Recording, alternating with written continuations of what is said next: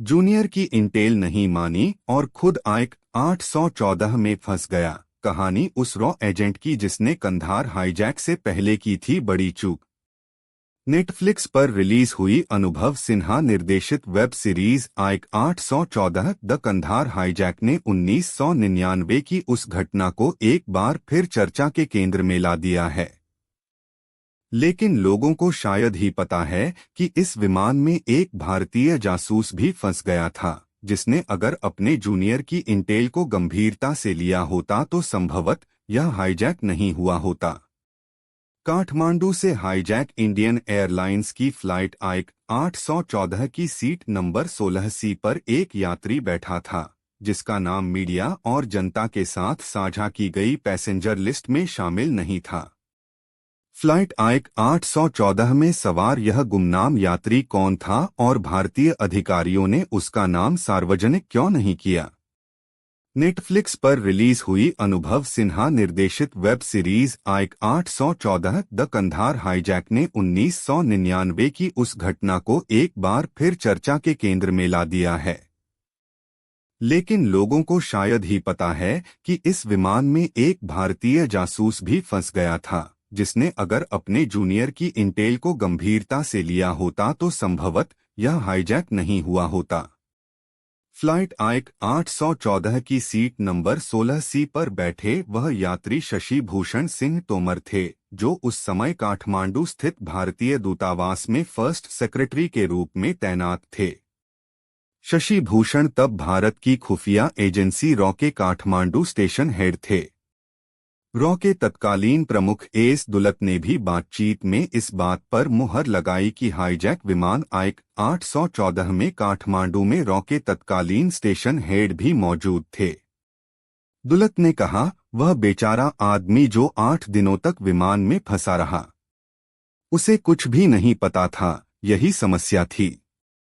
Raw के station head को पता होना चाहिए था कि ऐसी कोई योजना बनाई जा रही है और संबंधित अधिकारियों को इसकी जानकारी देनी चाहिए थी, क्योंकि उनको इसी काम के लिए तैनात किया गया था। इसके बजाय वह भारत की एविएशन हिस्ट्री के सबसे बुरे चैप्टर का खुद हिस्सा बन गए। एसबीएस तोमर अपनी बीमार पत्नी से मिलने आ रहे थे। वरिष्ठ पत्रकार प्रवीण स्वामी ने साल 2000 में द फ्रंटलाइन के लिए अपनी रिपोर्ट में लिखा था कि शशि भूषण सिंह तोमर अस्पताल में भर्ती अपनी पत्नी से मिलने के लिए काठमांडू से दिल्ली लौट रहे थे।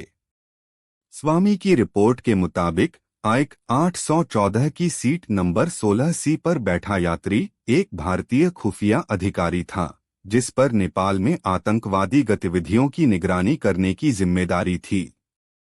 नेपाल में भारतीय दूतावास में तैनात research and analysis wing raw के ऑपरेटिव एस तोमर अस्पताल में भर्ती अपनी पत्नी सोनिया से मिलने के लिए नई दिल्ली वापस जा रहे थे।